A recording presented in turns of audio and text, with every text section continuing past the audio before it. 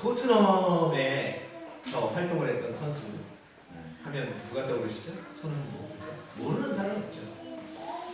그 손흥민 선수가 몇 달 전에 미국의 리그에 LAFC 입단을 했죠. 그래서 지금 엄청난 활약을 이어가고 있죠. 근데 본래에 프리미어리그 같은 그런 빅리그에서 뛰던 월드 클래스의 손흥민 같은 선수들은 이 MLS 미국의 메이저리그 사커는 그들에게는 휴양지 같은 존재라고 기사에서 많이 나옵니다. 왜요? 설렁설렁 뛰어도 프리미어리그보다는 쉽기 때문이죠.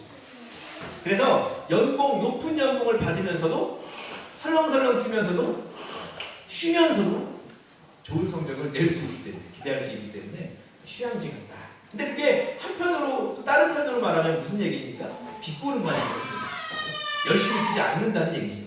그때 치열하게 뛰었던 빅리그에서의 삶만큼 감당하지 않는다라는 것이죠. 근데 미국의 많은 사람들이 손흥민 선수를 보고 그 틀을 깼다고 칭찬합니다. 왜요? 손흥민 선수는 오자마자 경기를 뛸 수 있도록 비자 발급을 서줍니다. 그리고 오자마자 다른 동료들과 함께 연습을 강행합니다.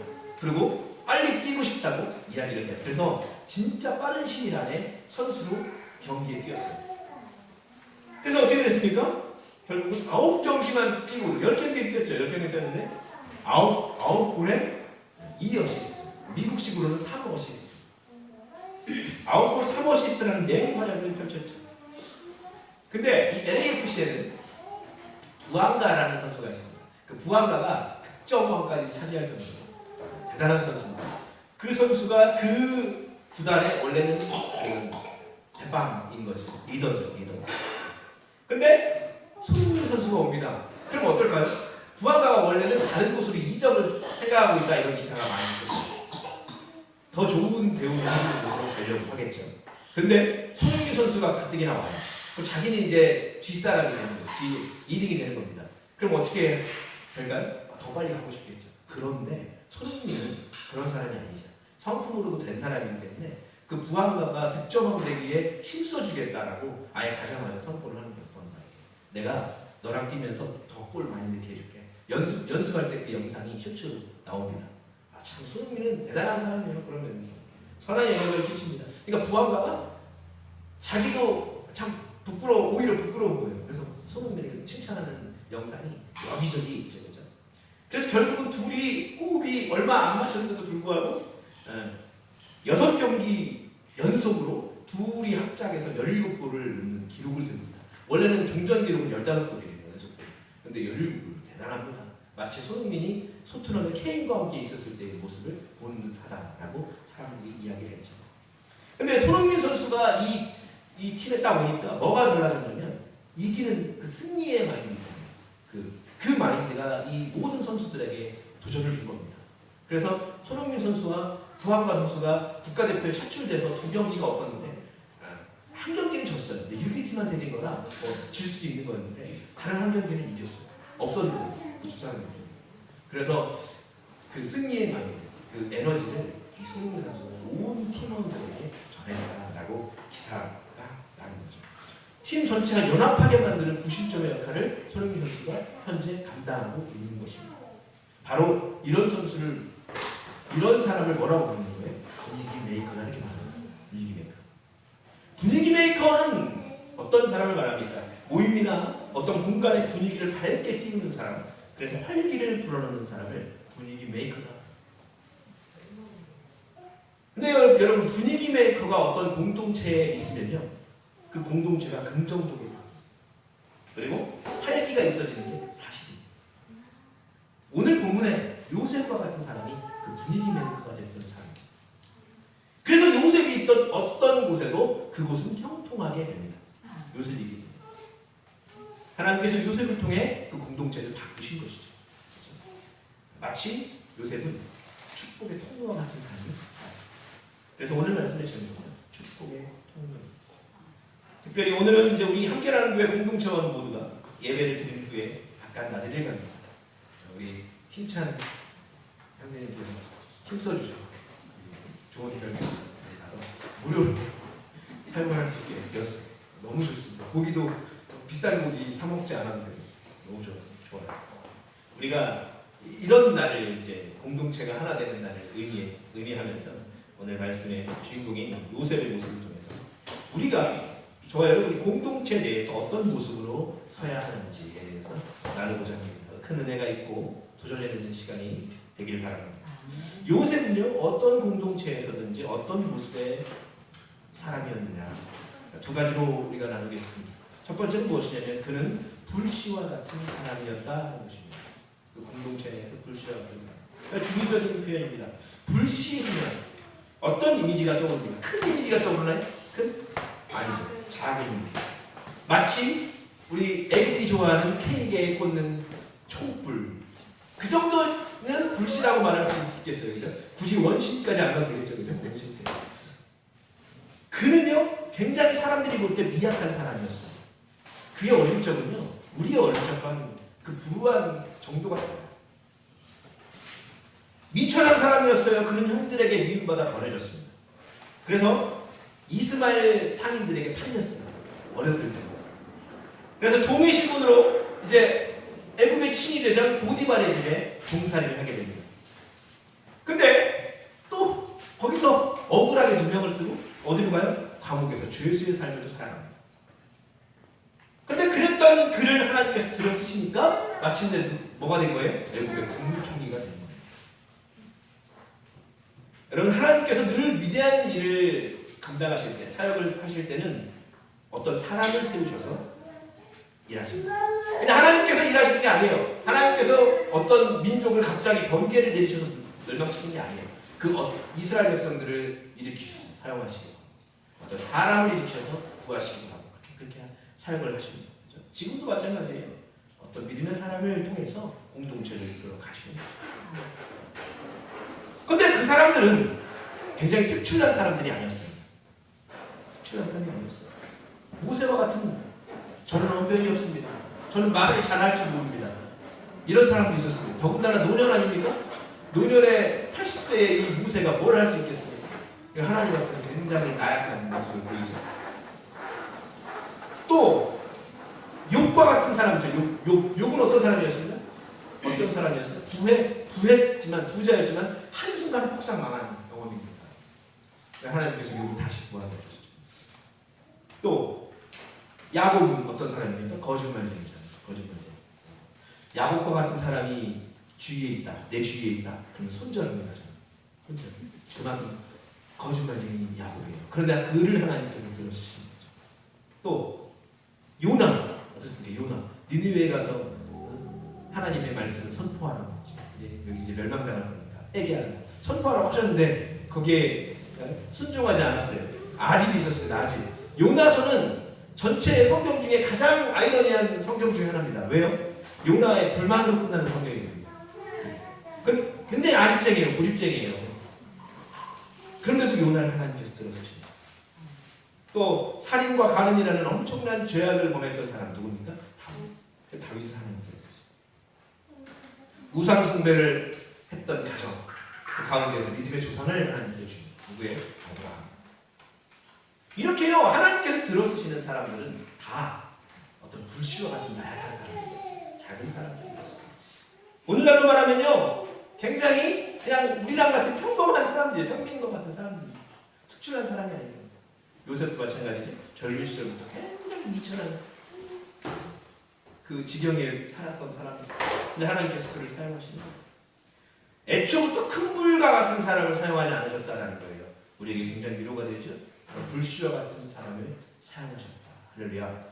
그 하나님께서 지금 불씨와 같은 미약한 나를 여러분을 사용하시는 줄 믿으시기 바랍니다.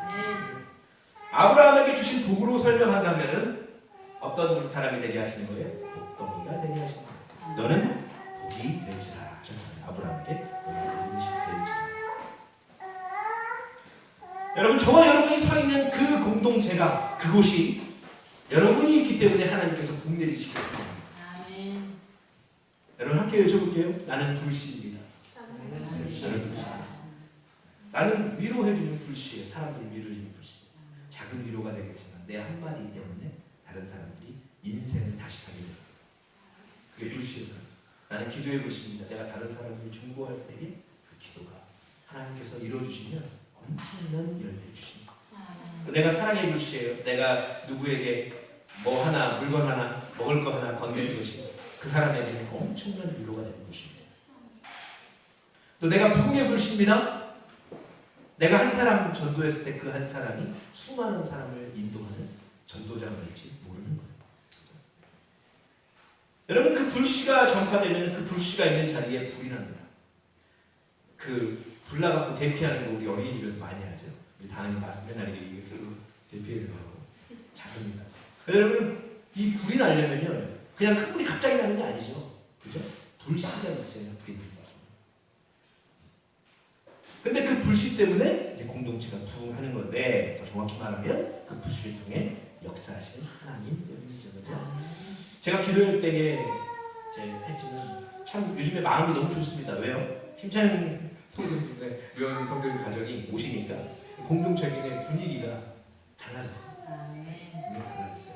물론 이제 그전에는 그거는 교회 공동체 아니었냐, 그건 아니고 우리 가족들이만 있었잖아요. 서로 너무 잘 알고 서로 어떤 게 부족하고 서로 어떤 게 필요하고 이런 거 다 압니다. 그러니까 어떻게 보면은 이렇게 표현하면 그렇지만 좀 무료할 수도 있는 서로.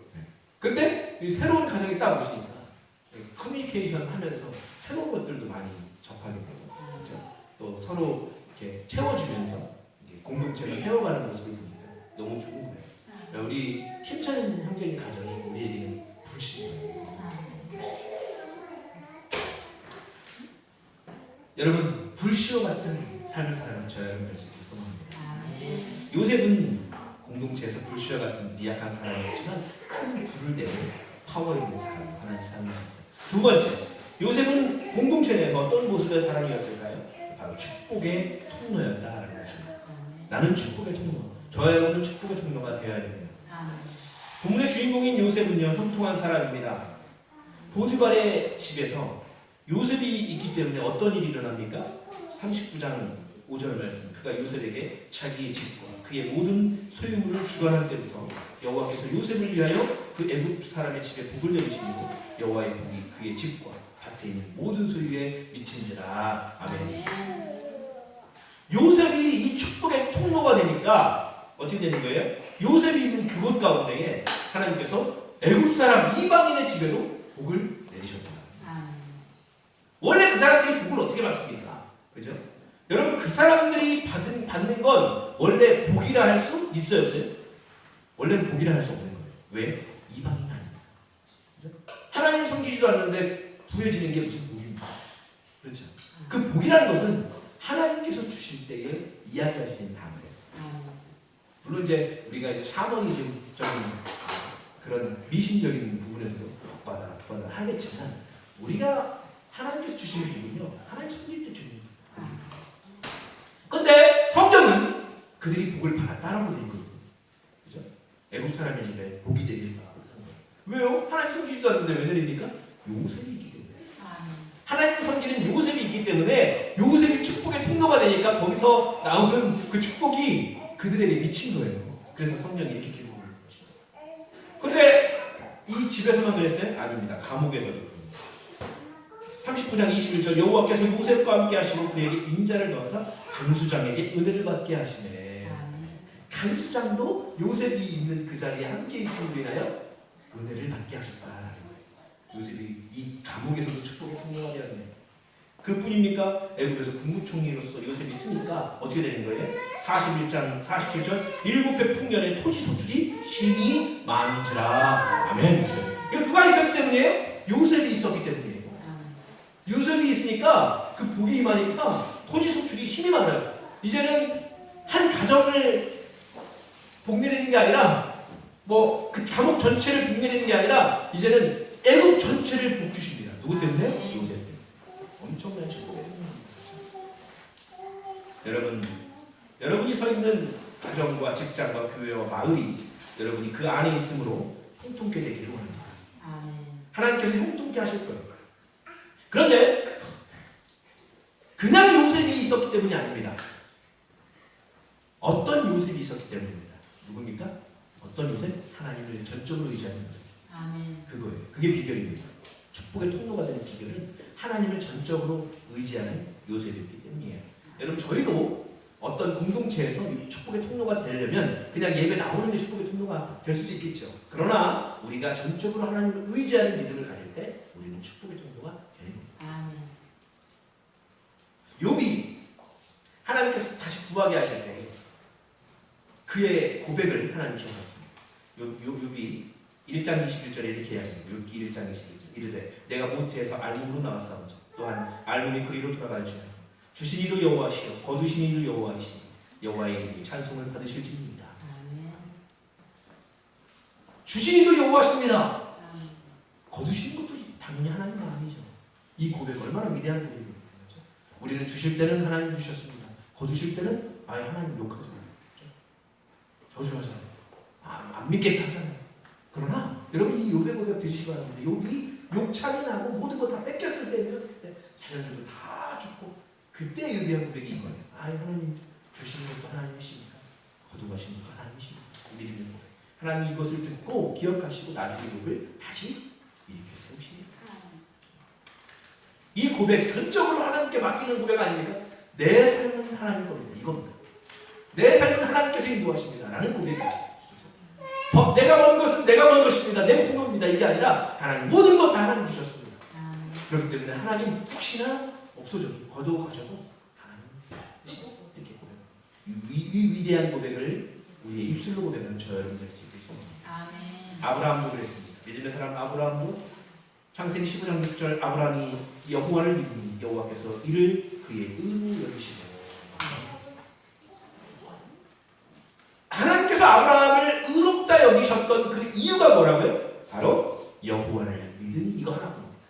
하나님을 믿으니. 그래서 아브라함은 본토지척 아비집을 다 떠나는 시절부터 하나님께서 내비게이션이었잖아요. 아브라함은 자기의 생각 다 버리고 하나님 쫓아가는 거예요. 하나님을 믿고 의지하는 사람이었으니까 하나님께서 그를 축복으로 한 민족의 조상을 요셉도 마찬가지예요. 요셉도 그가 어떤 적이 있든 하나님께서 나를 지켜보신다. 그 고백하잖아요. 하나님께서 나를 지켜보시니 내가 어떻게 득죄하리. 그 고백으로 나아갔을 때 하나님께서 그를 일으켜서 축복의 통로로 사용하시는 것입니다. 여러분 하나님께 우리의 삶을 맡기기를 원합니다. 그럼 하나님께서 우리에게 형통의 길을 허락하시는 줄 믿습니다. 여러분 짧게 나누면 하나님께서 하나님이 아닌 나 자신만을 믿고 하나님 말씀에 불순종하는 사람들의 모습을 보십니다. 삼손 어땠습니까? 삼손 하나님께서 그를 나시는 구별하셨잖아요. 그죠? 그래서 이스라엘 백성들을 블레셋의 압제에서 이끌게 사사로 세우십니다. 근데 블레셋이 그 삼손이 들릴라의 꼼에 빠져서 자기의 그 힘의 원천을 내보이지 않습니다. 하나님과의 약속을. 사사기 16장 10절 들릴라가 이르되 삼손이여 블레셋 사람이 당신에게 들이닥쳤느니라 하니 삼손이 잠을 깨어 이르기를 내가 전과 같이 나가서 몸을 떨치리라 하였으나 여호와께서 이미 자기를 떠나신 줄을 깨닫지 못하였더라. 삼손이 뭐라고 말합니까? 하나님께서 주신 일인데 마치 자기가 하는 양 내가 전과 같이 나가서 몸을 떨치리라 하고서 힘을 쓰려고 했는데 힘이 안 나. 왜요? 하나님과의 약속을 지키지 못했으니까. 하나님 거두어가시니까 그가 이스라엘을 이끌어 나가는 사사의 사명을 감당하지 못하는 것입니다. 여러분 이것이 바로 믿음의 사람이지만 하나님을 의지하지 않고 나만 의지할 때에 나타날 수 있는 삶의 모습. 그 말로가 좋지 않죠. 여러분 하나님을 섬기는 나는 마치 작은 불씨와 같이 미약하고 연약하지만 미천하지만 하나님은 하나님을 의지하고 순종하는 나를 그런 불씨와 같은 나를 형통케 하십니다. 큰 불을 일으키는 불씨로 사용하십니다. 우리 공동체로 보면 공동체 부흥과 성장을 주시고 열매를 거두게 만드는 것이 바로 나 때문에 그렇게 되는 점이 있습니다. 하나님이 하나님을 의지하는 나와 저와 여러분을 통해 이 함께하는 교육 공동체를 부흥과 성장으로 이끄실 줄 믿습니다. 또한 여러분의 가정과 여러분의 직장을 부흥케 또한 성장케 또한 귀한 터전으로 열매를 거두는 터전으로 만드실 줄 믿고 나가는 저의 삶이 되기를 소망합니다. 네, 기도하겠습니다.